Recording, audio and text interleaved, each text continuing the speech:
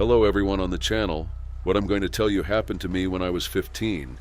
So it was a long time ago, but I remember every detail as if it were yesterday. I wanted to forget. I tried to forget. But some things just don't want to be left behind.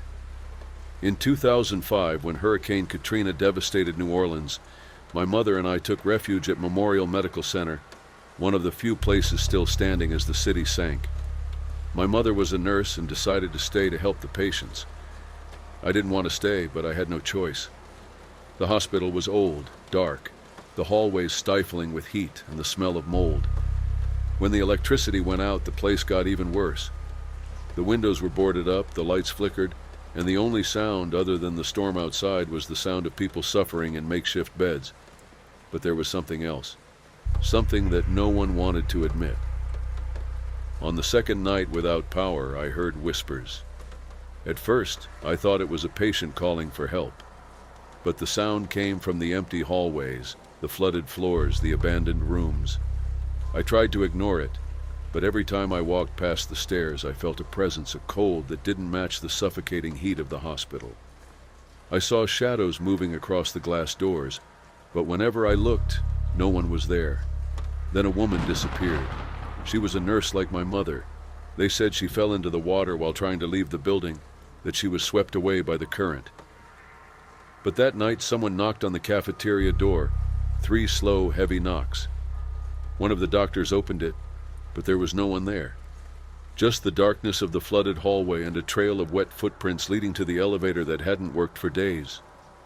My mother tried to calm me down, saying I was tired, that it was all stress. But then came the third night. That's when the hospital got really quiet.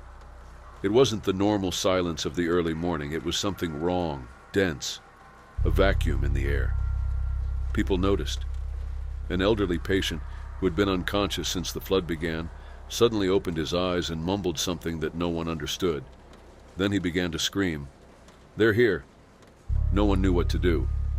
The man ripped the wires out of his arm and pointed to the door of the room, his eyes wide with pure terror. "Don't let them in," he screamed, but no one knew what he was talking about. Then the lights flickered, and the hallway was no longer empty. There, standing among the stretchers and broken equipment, was a man. Tall, thin, soaked to the bone. His skin looked wrinkled as if he had been submerged in water for a long time. But the worst thing was his eyes, or rather, the lack of them. There were only dark holes where they should have been. And even without a face, I knew he was looking at me. My mother grabbed my arm tightly, pulling me back. Someone tried to turn on a flashlight, but the batteries died. The old man in the bed kept screaming. "Close the doors," one of the doctors yelled, and everyone started moving, pushing chairs, blocking stretchers, anything to block the entrance. But when I looked back down the hallway, the man was gone. It was at that moment that I realized something even worse. The hospital was sinking. Not like a building being taken over by water, but like the entire structure was sinking into something that shouldn't be there. The walls seemed farther away, the hallways longer, the sounds muffled, the floor shook beneath my feet, and a horrible smell began to spread through the air. A smell of old, rotten, of something that had been dead for a long time. It was then that I heard the voice of the nurse who had disappeared. She called my name, and it came from the flooded floor. Her voice called to me from the flooded floor, low, weak, suffocated by the rotten smell that spread through the hospital. My entire body went cold.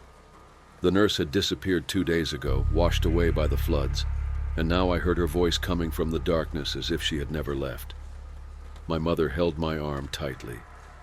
The hallway in front of us seemed longer, as if the hospital were stretching out around us. The sounds muffled, as if we were underwater without realizing it. The awake patients began to murmur restlessly, as if they felt the change in the air. The old man who had been screaming before now only shook his head, muttering, "Too late, too late." We heard a sound coming from the elevator. A slow knock, another, and another. Someone in the group screamed. A doctor ran to lock the doors, but before he could, the lights flickered and the elevator opened by itself. And there, in the darkness, She was. The nurse everyone thought was dead, but it wasn't her anymore. Her body was soaked, her skin pale and wrinkled, her eyes empty like the man who had appeared before. Her mouth opened, but no sound came out, only a spray of dirty water, as if she were rotting inside, as if she had become part of the flood. My mother pulled me back with all her might, and the group panicked. People ran to the rooms, locked the doors, but I couldn't take my eyes off her. She looked at me, and even without a mouth I heard her voice inside my head. "The hospital is sinking. You shouldn't be here." The ground shook, the lights flickered again, and when they came back on, she was gone. But the hospital wasn't the same anymore. The hallways were longer. The walls were peeling, covered in mud. The smell of rot was worse. My mother pulled me into an empty room and locked the door. Inside, we could hear what was happening outside. The sound of footsteps on the water. But no one said anything. Just footsteps, slow, dragging, and a steady drip that seemed to drip from the ceiling. My mother held me against her chest, her heart racing. We stood there, listening, waiting, trying to understand. The footsteps stopped right in front of the door.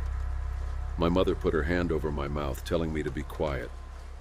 Then someone breathed on the other side. I felt cold air coming through the crack in the door. I smelled dirty water. I felt my body freeze with fear. And then a voice whispered, "Let the water in." The door latch turned by itself. My mother held it tightly to keep it from opening, but something was pushing on the other side, something that wasn't alive.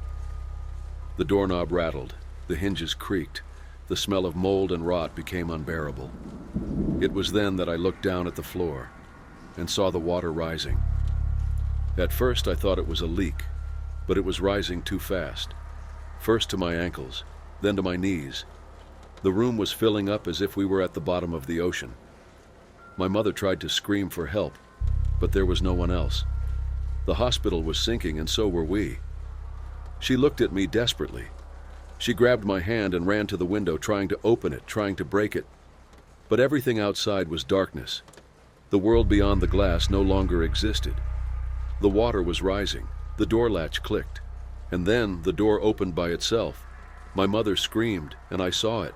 They were there, the nurse, the man with no eyes, other patients who had died in the previous days. They all stood in the doorway, staring at us, their mouths open, but not making a sound. Water was pouring out of them, their bodies empty, like shells filled by the storm. My mother pushed me back, trying to protect me, but the nurse's soaked arms grabbed her first. I screamed, but my voice didn't come out, because now I was underwater. The hospital was gone, just a dark ocean, and their hands pulling me under. This is disturbing news. The radio has never lied to me. During Hurricane Katrina, when the streets turned into rivers and the city was swallowed by the storm, it was the radio that kept me sane.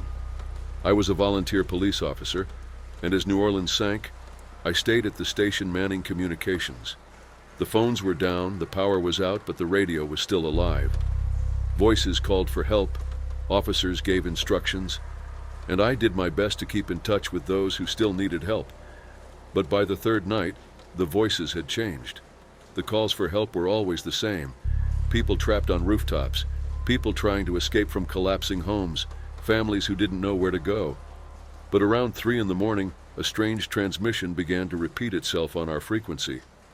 A faint voice, static in between the words, always saying the same thing. "This is Unit 13. I'm trapped. Water rising. I can't get out. Can anyone hear me?" The first time I heard it, I barely paid attention. Another call for help, like so many others. I picked up my pen to write down the location, but the transmission gave no coordinates. It just repeated the same message, the same tone of desperation. "This is Unit 13. I'm trapped. Rising water.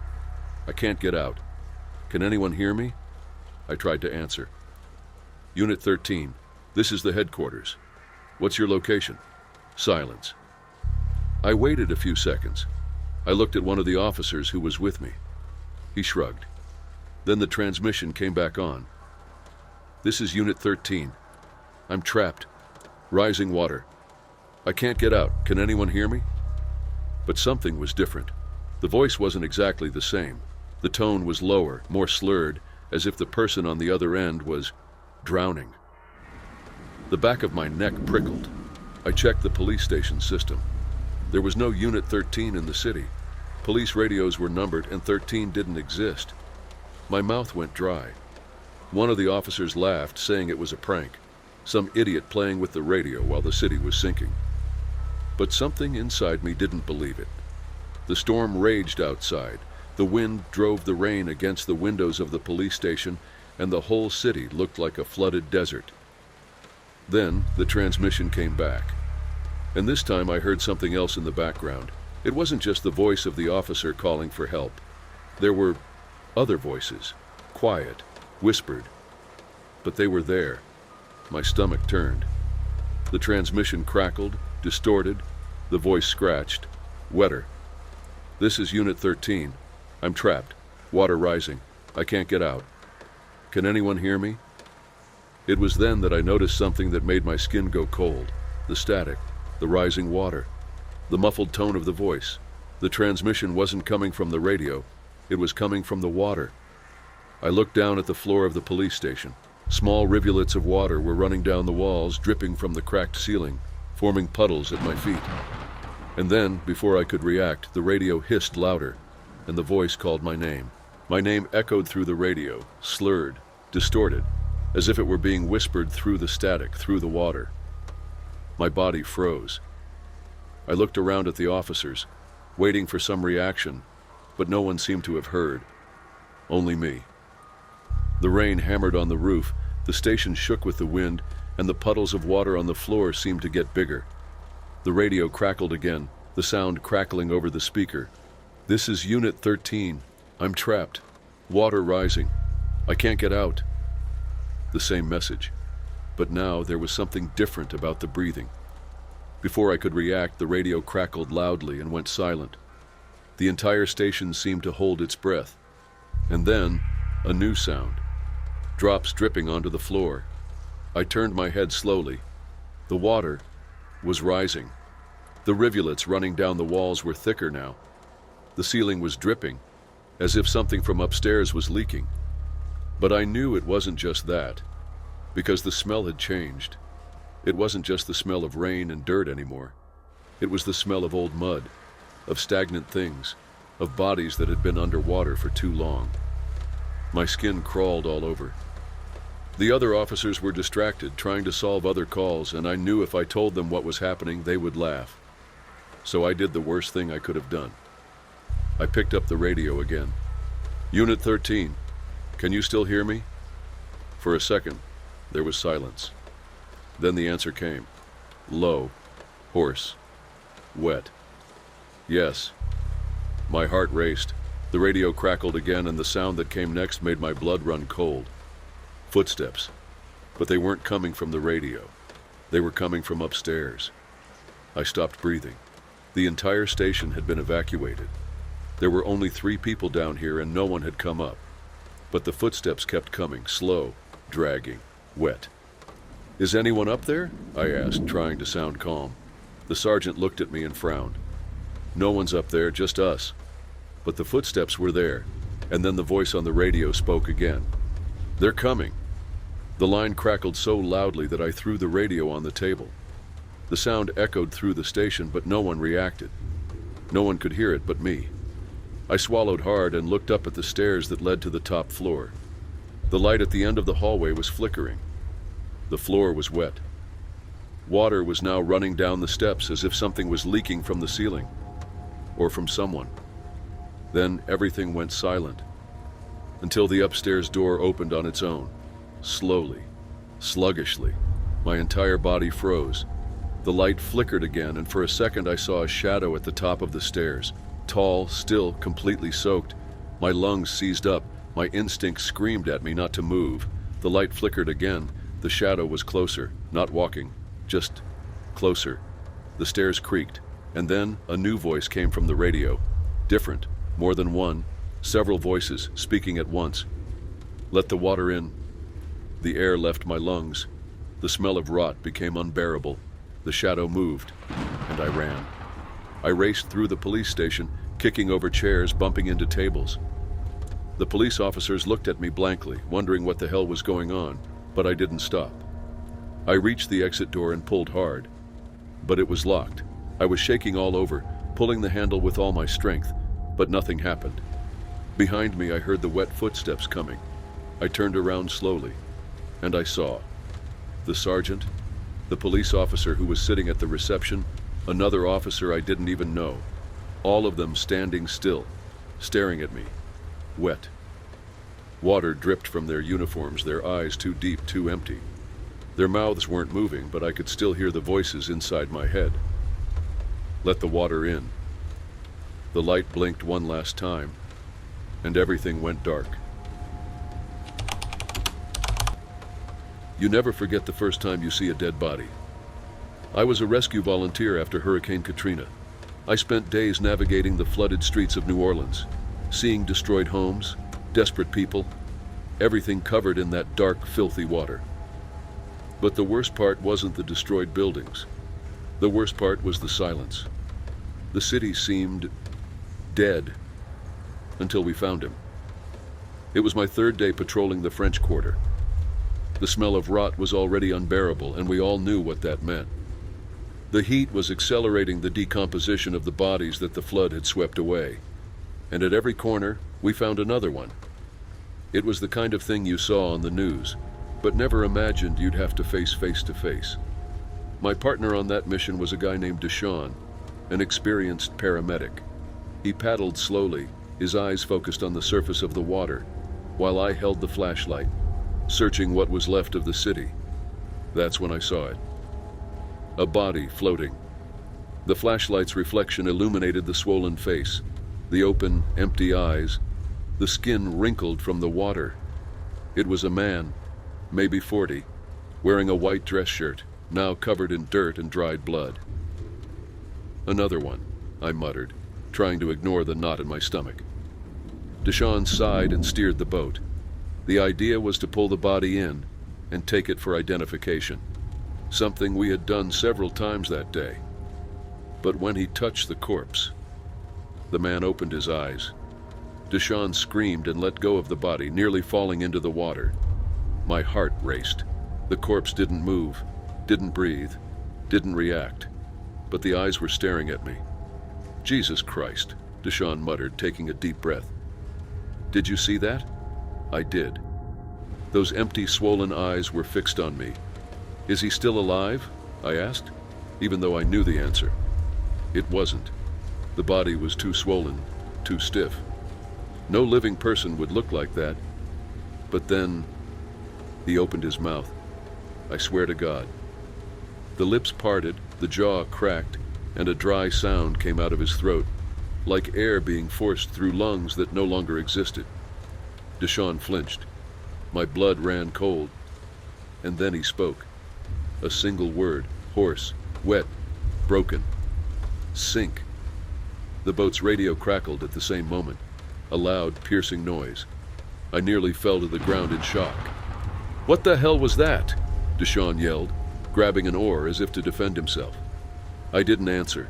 My gaze was fixed on the body, on that mouth that was still wide open, on the choking sound coming from inside it. Then the body sank on its own, without anyone touching it. He simply slid into the dirty water, being pulled as if something down there wanted him back. We stood there, listening to the radio crackle, the boat engine sputter, the raindrops beginning to fall on the black surface of the flood. I didn't want to look at the water, but I did, and I saw a face down there, eyes wide, mouth open, speaking. The face below was still there, staring back at me. The dark water rippled slightly, but I could see the wide eyes, the mouth open wide, moving as if it were still trying to speak. My mind screamed at me to get out of there, but my body wouldn't listen. I was frozen, trapped in the impossible sight. The boat's radio kept crackling, garbled words emerging from the static, voices cutting off as if someone were trying to speak underwater. Then the engine failed. The boat began to drift. Deshaun grabbed the oar and tried to steady it, but the current was pulling us closer to where the body had sunk. "What the hell are you looking at?" he asked, his voice shaking. I pointed toward the water. He hesitated, then looked. He was silent for a moment, and then he let out a scream. "What the fuck?" Before I could respond, something hit the hull of the boat, hard enough to make us rock. My breath caught in my chest. The radio crackled even louder, and between the cracks I could hear one sentence. "Sink with us." The boat turned sideways. My body was thrown forward. And then I fell into the water. Darkness swallowed me. The world went silent, drowned in a suffocating silence. My arms flailed, trying to swim upward, but something grabbed my ankle, something cold, something dead. Panic took over me. I turned around underwater and saw hands, so many hands, coming out of the darkness, grabbing my legs, pulling my shirt, dragging me under. I tried to scream, but all I did was swallow more water. My lungs burned, my body shook. The current dragged me along, faces appearing around me, white, swollen, their eyes empty, their mouths open and whispering underwater. I no longer knew what was up or down. But then, in the midst of my despair, I saw Deshawn. He was on the surface trying to reach me, and right next to him I saw something else, the body that spoke. He was standing on the water now as if it were solid, his mouth still open, his eyes fixed on me. He raised one hand and pointed downward. The hands pulled me tighter, and I sank. My body was dragged deeper into the darkness, the whispers becoming screams, the water becoming ice, my chest begging for air. And then everything stopped. The hands let go. The water went calm. I opened my eyes and saw it. Myself. My distorted reflection floated in front of me, but it was wrong. My skin was pale, my eyes sunken, my mouth open, saying something I couldn't hear. My vision began to fade. My lungs were giving out, until something pulled me up. The world exploded with light and air as I surfaced. My lungs filled with oxygen, my body shook, and when I looked back at the boat, Deshawn was there, holding my shirt, dragging me in. I fell to the bottom of the boat, coughing, trying to make sense of what had happened, but when I looked back at the water, there was nothing. No body, no hands, just the storm and the distorted reflection of the dark clouds. Deshawn looked at me, panting, his eyes wide. "Let's get out of here." And we did. We never went back. But to this day, when I hear water dripping, sometimes I think I can still hear the voices, whispering, calling my name. If you've ever stepped into an elevator and felt a chill, like something was in there with you, then you might understand a little of what I went through. But I assure you, what happened that night was far worse than any strange sensation. It happened during Hurricane Katrina, when New Orleans was sinking and no one knew how many people were dying every minute. I and 3 other volunteers were at the St. Clair Hotel, an old building in the city center, helping to evacuate the few guests who were still trapped. The streets were a dark ocean. The wind howled like a wounded animal, and distant screams mixed with the sound of the storm. But the real horror wasn't outside. I was on the 10th floor. The hotel had already been almost completely evacuated, but we received a final call over the radio. 3 guests were still trapped on the top floor. The main elevator had no power, so we made our way up the stairs, flashlights in hand, stepping through puddles of water that shouldn't have been there. The building shook with every gust of wind, and the smell of mold and rot filled the air. We reached the 10th floor. The hallway was ankle-deep in water. The carpet, soaked through, made disgusting noises with every step. The walls were peeling, and the wallpaper seemed to bubble, like rotting skin. That's when we heard it. Ding. The sound of an elevator arriving at the floor, which didn't make sense. The elevators had been out of service since the hurricane started. We all looked at each other. One of the volunteers, a guy named Luis, shone his flashlight down the hallway. And there it was. The elevator. The doors were open, fully lit, and dry. The entire floor was submerged in dirty water, but inside the elevator, the floor was clean, dry, perfect, as if the hurricane hadn't existed inside. My throat went dry. Something was wrong, very wrong. Luis stepped forward, frowning. "This is really weird," he muttered. Then before anyone could stop him, he was inside. The doors slammed shut. We ran over. We pushed buttons, tried to force the doors open, but the panel wouldn't light up. The button for the ground floor wouldn't work. No response. Then over the radio, we heard Luis's voice. "Hey, what the hell is this?" The transmission crackled, his voice distant, muffled. "Luis?" I yelled into the radio. "Can you hear us? Where did you go?" Silence. Then a static noise. And then his voice again. "I think I went downstairs, but something's wrong. The ground floor is flooded." My stomach turned. The ground floor hadn't been flooded when we'd entered. There was a little water, of course, but nothing that covered the feet. And then Luis whispered, "Someone's here." I looked at the others. No one said anything, but they were all pale. "Luis, get out of here now." Nothing.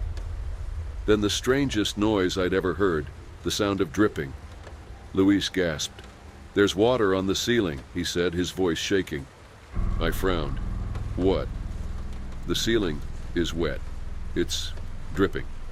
A shiver ran down my spine. And then we heard it over the radio. A voice that wasn't Luis's. Low, wet, choked. "The elevator is already full." The radio died.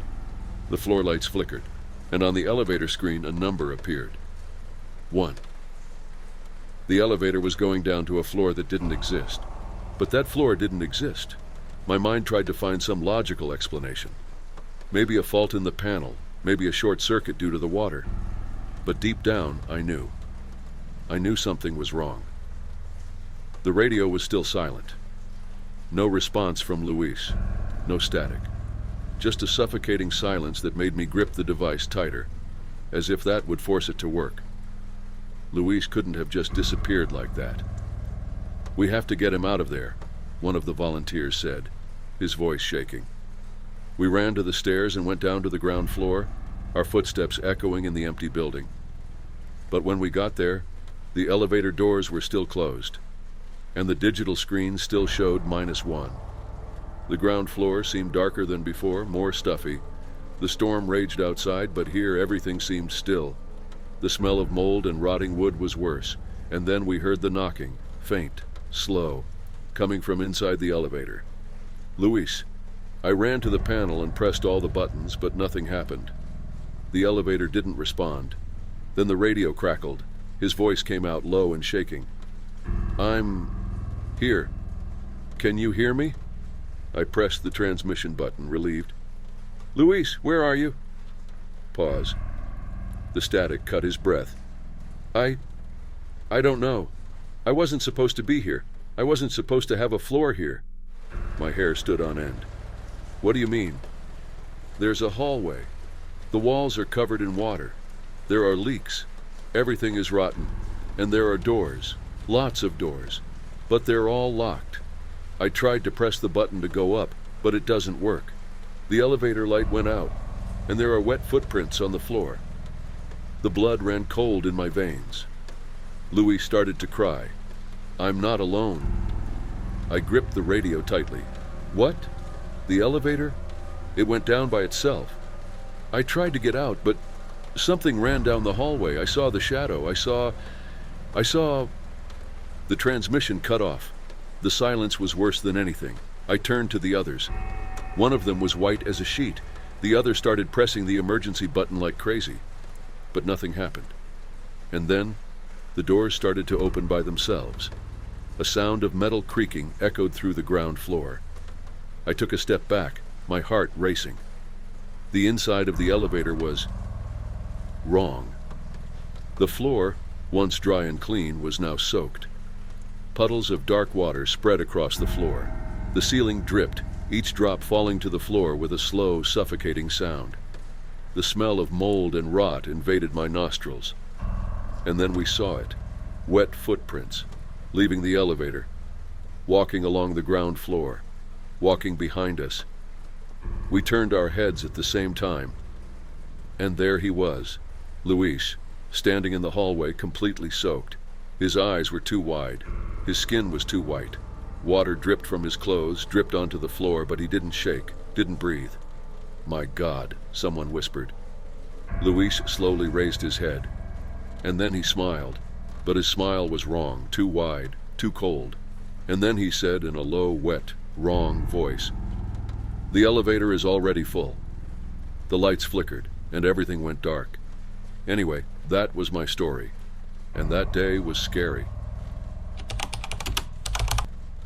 This story I'm going to tell you is very disturbing, so if you don't feel well, get out.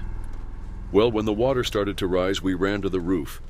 It was me, my mother, and my younger sister, trapped inside our own house while Hurricane Katrina destroyed everything around us. The flood took over the street so fast that we didn't even have time to escape. In a matter of minutes, the ground floor was swallowed up by the muddy water, and the second floor began to fill up as well. The smell of gasoline and rotting trash spread through the air. We had to break the attic window and climb to the roof. From up there, we could see the city sinking. People on top of houses screaming for help, pieces of furniture and bodies floating in the current. There was nothing but the storm and the destruction, or at least that's what I thought, because there was something else on the roof with us. At first, we didn't notice. My mother held my sister in her arms, trying to calm her down, while I looked around, waiting for a rescue boat to appear. But then I felt it, the weight of another presence. The roof creaked. I turned my head slowly, and there he was. A man, standing on the other end of the roof, his back to us. My lungs seized. He hadn't been there when we climbed up, and it didn't make sense that someone would be there without us noticing. My mother saw it too. "Hey," she called, her voice shaking. "Do you need help?" The man didn't answer. He just stood there, his shoulders slightly hunched as if listening but not intending to turn. His clothes were soaked, clinging to his thin body. His dark hair dripped with water. I took a tentative step forward. "Sir, are you okay?" He moved, but not in the right way. His body shuddered as if he were trying to remember how to move. Then his head slowly turned, but only his head. It turned at an odd, almost impossible angle, until finally his eyes met mine, and I saw it. His eyes held nothing. They were empty. Holes too deep, too black, as if there was nothing inside them but the storm itself. My mother held her breath, and then he smiled, a smile too big for a human face. The storm roared even louder. The wind nearly knocked me off my feet, and for a second I blinked to shield my eyes. When I looked again, he was gone. My sister began to cry. My mother held my hand tightly. That was when I understood. The roof was no longer safe. We were not alone. And he was still here. Somewhere. The car skidded on the wet road. My fingers ached from gripping the steering wheel. My mind screamed at me not to look in the rear-view mirror, but I looked and saw her standing there in the field, still motionless, still staring, the storm swirling around her without moving a hair. And then Emily spoke again, her voice shaky and low, saying she was coming, saying she wanted to come in. And I felt a chill run up my spine because I knew that no matter how hard I sped up, no matter how fast I ran away, she would always be too close. My wife woke up to the jolt of the car and asked what was wrong, but my mouth was dry and I couldn't answer. My eyes were glued to the mirror, waiting for the next flash of the storm. And when the lightning lit up the road again, she was no longer there in the field. She was closer, now on the shoulder, standing in the mud without sinking, her white dress without a single stain, and I wanted to believe it was a delusion, but Emily whispered, "A father." That made me. I realized that she saw it too, that she knew that it wasn't all in my head. And then came the knocking on the window. 3 dry, low knocks, as if someone wanted to come in without rushing, without urgency, just waiting for me to make the mistake of looking. And then came the voice, low, drawn out, impossible to be swallowed by the sound of the storm, impossible to ignore. "Let me in." My whole body shivered. My wife grabbed my arm, asking who was knocking on the window in the middle of a deserted road in the middle of a hurricane. But I knew I couldn't answer. I knew that if I said it out loud, it would become even more real. So I tightened my grip on the steering wheel and accelerated. I felt the car rock. I saw the streetlights flashing and going out as we passed them, and for a moment I thought we were escaping, that the thing was behind us, but that's when Emily whimpered and pointed to the back seat. My heart almost stopped. In the rearview mirror, I saw the silhouette of someone sitting next to her, still staring forward, eyes too black to be human, skin too white. And then that thing smiled, and before I could react, the car skidded, spun on the road, hit something I couldn't see, and everything became a blur of rain and darkness. I don't know how long I was out, but I woke up to the smell of wet earth and gasoline. My head was pounding. The car was on its side, the doors were open, the storm was raging around us, but there was no sound inside the vehicle, and when I looked at the passenger seat, my wife was gone. When I looked at the back seat, Emily was gone either, and then despair hit me full on. I stumbled out of the car, the mud swallowing my feet, my whole body shaking. I called out to them. I screamed until my throat hurt, but the only sound I heard was the wind, the rain, the empty echo of my own terror. And then, in the middle of the field, between the fog and the darkness, I saw a small silhouette holding a stuffed rabbit, standing still, motionless, looking at me. Emily. My legs moved before my mind could process it. I ran towards her, stumbling, slipping, feeling the cold of the storm soaking my body. But when I got close enough to see her face, something inside me broke. She smiled, a smile that was wrong, too wide, too dark. Let me in. I stopped in my tracks, my breath caught in my chest. That thing was using my daughter's body, but it wasn't her. Her eyes were too deep, too empty, deep like black holes, as if everything I knew was being sucked into them. Then I felt something cold touch my arm. I froze to the bone. I turned my face slowly, breathless, voiceless, and saw my wife beside me, her hair drenched in water, her clothes soaked, her skin pale and dead, her eyes wide and soulless. And when her mouth opened, the sound that came out wasn't human. It was a slurred whisper, repeating the same words over and over again. New, let me in, let me in, let me in. My mind screamed at me to run, but my body didn't respond. My heart felt like it was going to explode. The storm was swirling around me. I could feel their presence getting closer, the smell of wet earth and rotten things getting stronger and stronger. And that's when I realized they were never trapped outside. I was the one trapped inside.